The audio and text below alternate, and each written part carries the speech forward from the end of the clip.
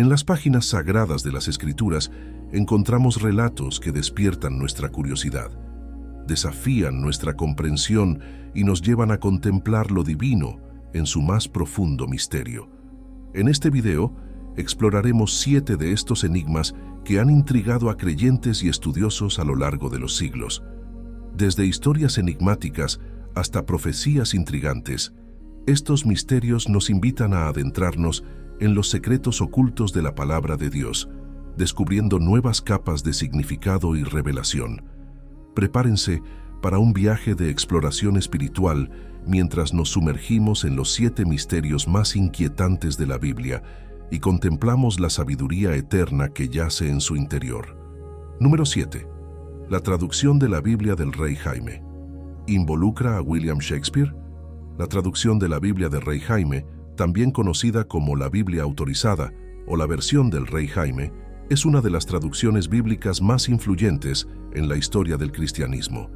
Sin embargo, una teoría intrigante ha surgido en relación con esta obra monumental: la posibilidad de que William Shakespeare, el renombrado dramaturgo del siglo XVI, haya estado involucrado en su traducción.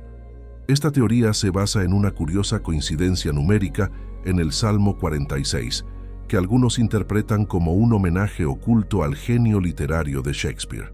La Biblia del Rey Jaime fue encargada por el rey Jacobo I de Inglaterra en el año 1604 y fue publicada por primera vez en 1611.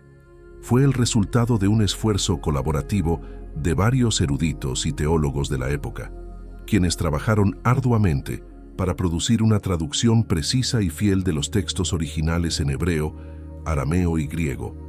La teoría de la posible implicación de William Shakespeare en la traducción de la Biblia de Rey Jaime se basa en un fenómeno peculiar en el Salmo 46.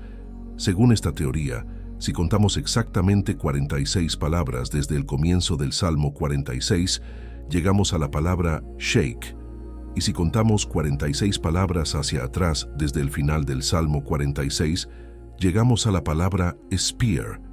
Esto ha llevado a algunos a especular que estas coincidencias numéricas fueron colocadas intencionalmente como un homenaje oculto al autor de las obras de Shakespeare.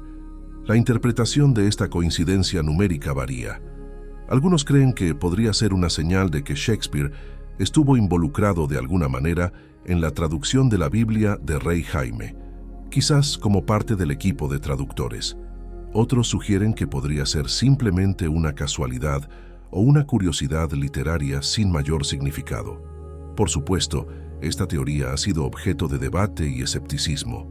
Muchos eruditos bíblicos y lingüistas consideran que la coincidencia numérica en el Salmo 46 es simplemente eso, una coincidencia, y que no hay evidencia sólida que respalde la participación de Shakespeare en la traducción de la Biblia de Rey Jaime.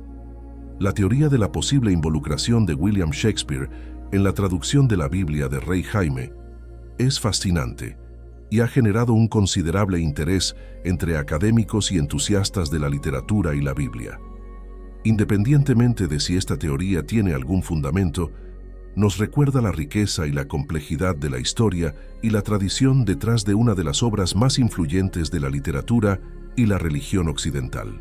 Número 6. La trágica caída de Sodoma y Gomorra, entre la moralidad y la ciencia. La narrativa bíblica de la destrucción de Sodoma y Gomorra es uno de los relatos más impactantes y debatidos en la historia de la humanidad.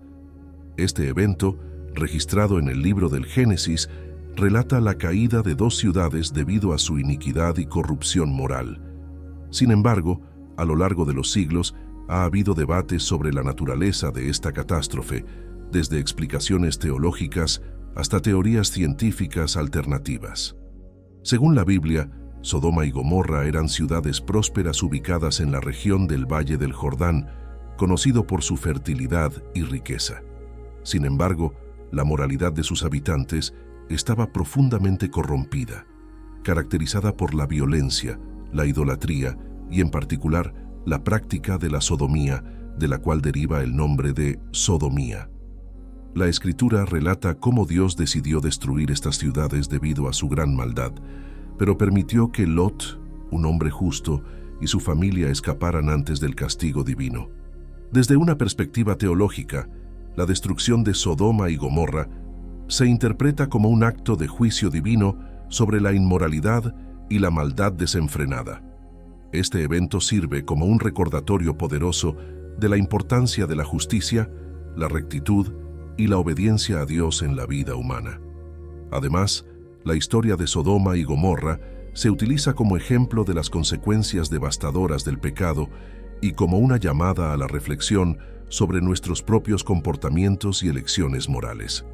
Aunque el relato bíblico atribuye la destrucción de Sodoma y Gomorra a la intervención divina, algunas teorías científicas ofrecen explicaciones alternativas sobre la causa de este evento catastrófico. Una de estas teorías sugiere que la destrucción de las ciudades pudo haber sido el resultado del impacto de un meteorito en la región del Valle del Jordán. Según esta hipótesis, un impacto de gran magnitud habría causado incendios, terremotos y la liberación de gases tóxicos, lo que llevaría a la ruina de Sodoma y Gomorra. La historia de Sodoma y Gomorra nos desafía a reflexionar sobre la compleja interacción entre la fe y la razón, entre lo divino y lo natural. Mientras que el relato bíblico nos llama a considerar las consecuencias del pecado y la necesidad de vivir una vida de rectitud moral, las teorías científicas alternativas nos recuerdan la importancia de explorar y cuestionar nuestro entendimiento del mundo que nos rodea. Ya sea que interpretemos la destrucción de Sodoma y Gomorra como un acto de juicio divino o como un evento natural, su legado perdura como una advertencia y una lección para las generaciones futuras sobre las consecuencias de nuestras acciones y decisiones. Número 5. La cantidad real de los jinetes del Apocalipsis. En el libro bíblico del Apocalipsis encontramos una visión apocalíptica de proporciones épicas que nos revela el destino final de la humanidad y el juicio divino sobre el mundo. Uno de los elementos más icónicos de esta visión son los jinetes del Apocalipsis, 4 figuras misteriosas que representan diferentes aspectos del juicio de Dios sobre la tierra. Sin embargo, en medio de la tradición convencional que los presenta como 4, se encuentra una revelación sorprendente. El quinto jinete, a menudo pasado por alto, el Hades. El Apocalipsis, escrito por el apóstol Juan, presenta una serie de visiones simbólicas que anticipan eventos futuros y revelan el plan divino para la redención y el juicio. Entre estas visiones, encontramos la famosa imagen de los jinetes del Apocalipsis, que aparece en el capítulo 6 del libro. Apocalipsis 6, versículos 7 al 8 dice lo siguiente: Cuando el Cordero abrió el cuarto sello, oí la voz del cuarto ser viviente que decía: «Ven». Miré, y apareció un caballo amarillo pálido. El jinete se llamaba Muerte, y el Hades lo seguía de cerca. Se les dio poder sobre la cuarta parte de la tierra, para matar a la gente con espada, con hambre, con pestilencia y con las fieras de la tierra. La interpretación convencional identifica a los 4 jinetes como representantes de la conquista, la guerra, el hambre y la muerte, respectivamente. Cada uno de ellos monta un caballo de un color diferente y lleva consigo un instrumento de juicio divino. Estos jinetes han sido objeto de interpretación y debate a lo largo de la historia cristiana, pero su mensaje general es claro: anuncian el juicio de Dios sobre la tierra. Aunque tradicionalmente se habla de 4 jinetes, una lectura más detenida del texto revela la presencia de un quinto jinete que a menudo se pasa por alto: el Hades. En Apocalipsis 6:8 se nos dice que el cuarto jinete, asociado con la muerte, es seguido de cerca por el Hades, que recibe autoridad sobre una cuarta parte de la tierra para matar con espada, hambre, peste y bestias salvajes. La inclusión del Hades como el quinto jinete enfatiza la dimensión espiritual del juicio divino. Mientras que los otros jinetes representan calamidades físicas y sociales, el Hades simboliza el destino espiritual de los que mueren en pecado y separados de Dios. Su presencia subraya la realidad del juicio eterno y la importancia de la decisión de aceptar o rechazar la salvación ofrecida por Cristo. La inclusión del Hades como el quinto jinete nos recuerda que el juicio de Dios no se limita a las realidades físicas y temporales, sino que tiene implicaciones eternas. Nos insta a reflexionar sobre nuestra propia relación con Dios y nuestra preparación para el juicio final. Al mismo tiempo, nos ofrece la esperanza de la salvación a través de Cristo, quien venció la muerte y el Hades mediante su resurrección. Los jinetes del Apocalipsis, incluyendo al quinto jinete, el Hades, son una imagen poderosa que nos desafía a reflexionar sobre el juicio divino y la realidad espiritual de nuestra existencia. Nos recuerdan la importancia de vivir en fidelidad a Dios y de buscar la salvación que solo Él puede ofrecer.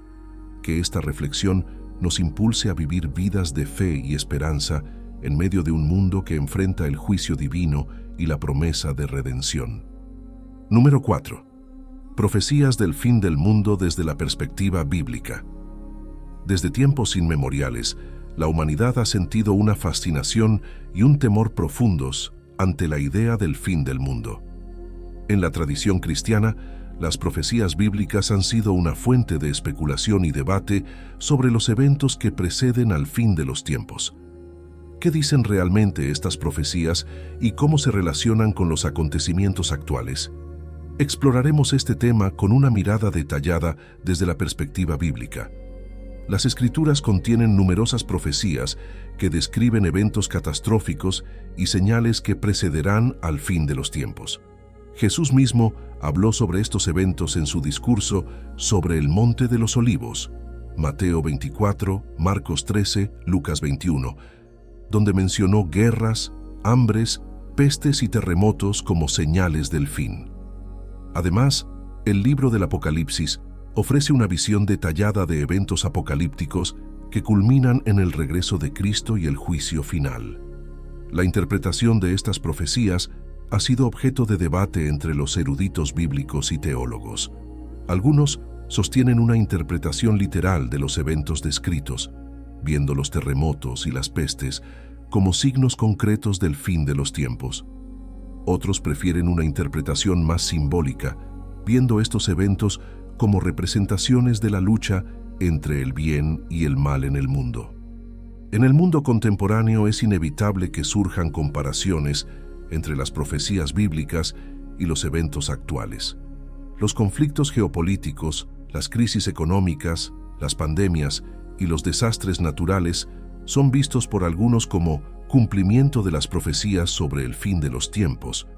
Sin embargo, es importante ejercer precaución al hacer tales comparaciones, ya que la interpretación de las profecías es un asunto complejo y su cumplimiento puede ser subjetivo. A pesar de la incertidumbre que rodea al fin del mundo, la fe cristiana ofrece una esperanza inquebrantable en medio de la adversidad. La promesa del regreso de Cristo y el establecimiento del reino de Dios trae consuelo y fortaleza a los creyentes, recordándoles que a pesar de los desafíos presentes, hay un futuro eterno asegurado para aquellos que confían en Él.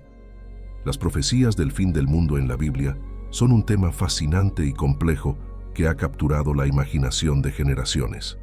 Sin embargo, es importante abordar estas profecías con humildad y discernimiento, reconociendo la dificultad de interpretar eventos futuros a partir de textos antiguos. Más allá de las especulaciones sobre el fin de los tiempos, la fe cristiana nos llama a vivir con esperanza y confianza en el plan soberano de Dios para la historia humana. Que en medio de las señales de los tiempos podamos encontrar consuelo en la promesa de un futuro glorioso, en la presencia de nuestro Señor y Salvador Jesucristo. Número 3. El concepto del infierno en la Biblia. El concepto del infierno ha sido tema de debate y controversia a lo largo de los siglos en el ámbito teológico y cristiano. Tradicionalmente, se ha entendido como un lugar de tormento eterno para los pecadores impenitentes. Algunas interpretaciones bíblicas ofrecen una perspectiva alternativa, sugiriendo que el infierno no implica un sufrimiento perpetuo, sino más bien la aniquilación final de los pecadores. Esta visión se basa en la interpretación de palabras hebreas y griegas utilizadas en los textos bíblicos, así como en el contexto cultural y literario de las Escrituras. Para comprender el concepto del infierno en la Biblia, es crucial examinar las palabras originales utilizadas en los textos hebreos y griegos. En el Antiguo Testamento, la palabra hebrea más comúnmente traducida como infierno es Sheol, que se refiere al lugar de los muertos o la morada de los espíritus. En el Nuevo Testamento, el término griego principal es Gehenna, que era un valle cerca de Jerusalén asociado con la destrucción y el juicio divino. Los defensores de la interpretación de la aniquilación argumentan que las descripciones del infierno en la Biblia no implican un tormento consciente e interminable, sino más bien una separación definitiva de Dios y la aniquilación final de los pecadores impenitentes. Se basan en pasajes como Mateo 10:28, donde Jesús habla de Dios que puede destruir tanto el cuerpo como el alma en el infierno, y 2 Tesalonicenses 1:9, que menciona la destrucción eterna para aquellos que no conocen a Dios. Además de considerar las palabras específicas utilizadas en las Escrituras, es importante tener en cuenta el contexto cultural y literario en el que fueron escritas.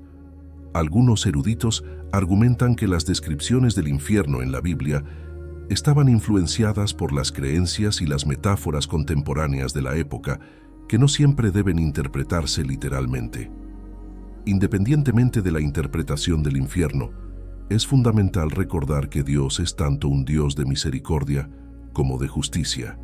Si bien la Biblia advierte sobre las consecuencias del pecado y la necesidad de arrepentimiento, también habla del amor y la gracia de Dios que ofrece la salvación a través de Jesucristo. El debate sobre el concepto del infierno en la Biblia es un recordatorio de la riqueza y la complejidad de las Escrituras, así como de la necesidad de un estudio cuidadoso y una interpretación guiada por el Espíritu Santo.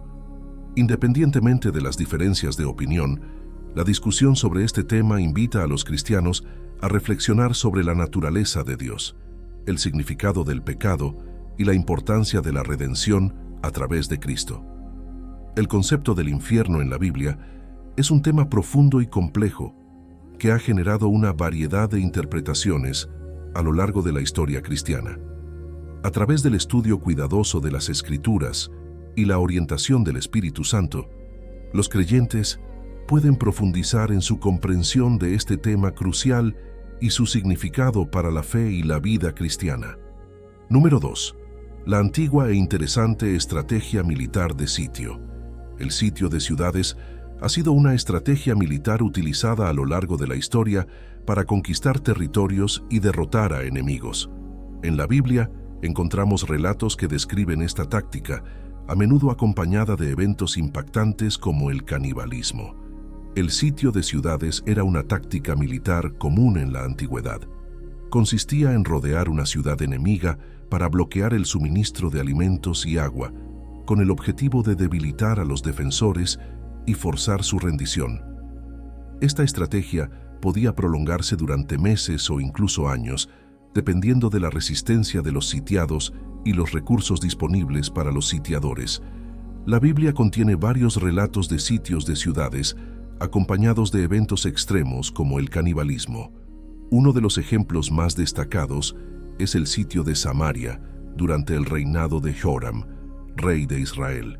La ciudad fue asediada por el rey de Aram, y la hambruna resultante llevó a casos desesperados de canibalismo entre los habitantes, como se relata en Segunda Reyes 6:24-33. El canibalismo durante los sitios también fue objeto de profecías en la Biblia.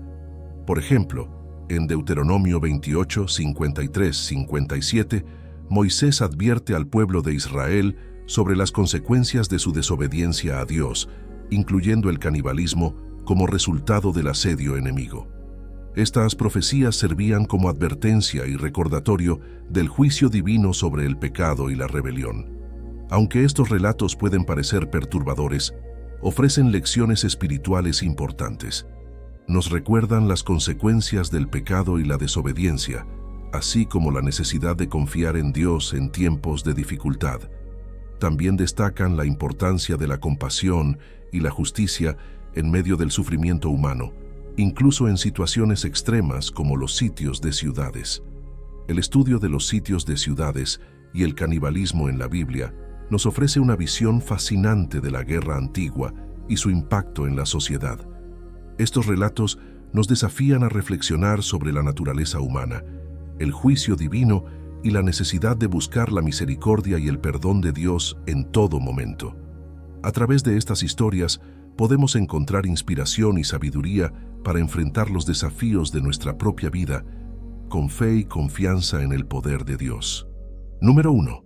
La bestia 666 y el anticristo.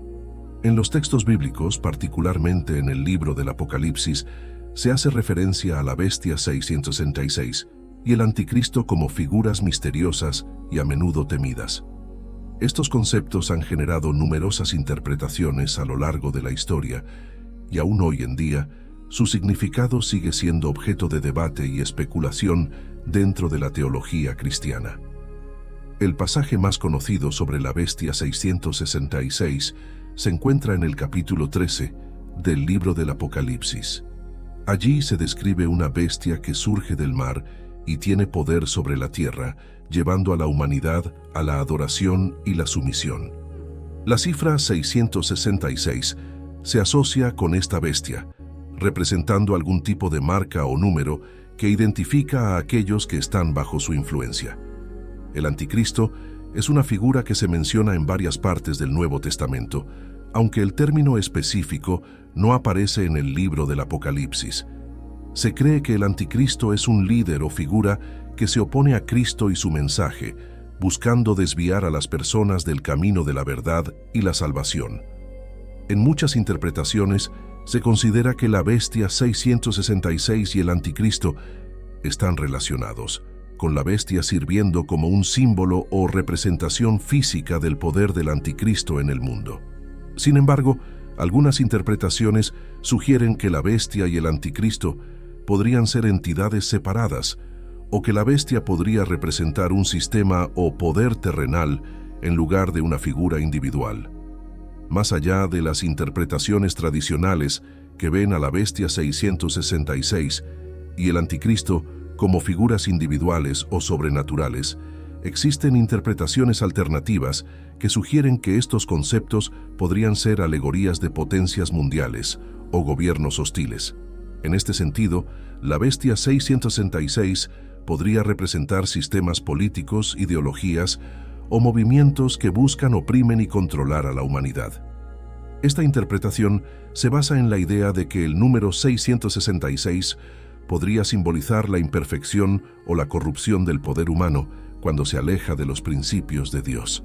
En última instancia, la interpretación de la bestia 666 y el anticristo sigue siendo un tema de debate y reflexión dentro de la teología cristiana. Mientras algunos creen en una interpretación literal y personal de estas figuras, otros prefieren verlas como símbolos de fuerzas malignas y hostiles en el mundo. Lo que queda claro es que, ya sea que se interprete de manera literal o simbólica, la enseñanza fundamental detrás de la bestia 666 y el anticristo es la importancia de mantenerse fieles a los principios de Cristo y resistir cualquier forma de mal que busque desviar a la humanidad del camino de la verdad y la salvación.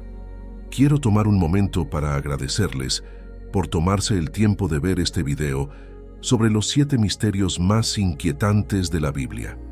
Su apoyo significa mucho para nosotros y estamos muy agradecidos de que hayan elegido pasar su tiempo con nosotros hoy.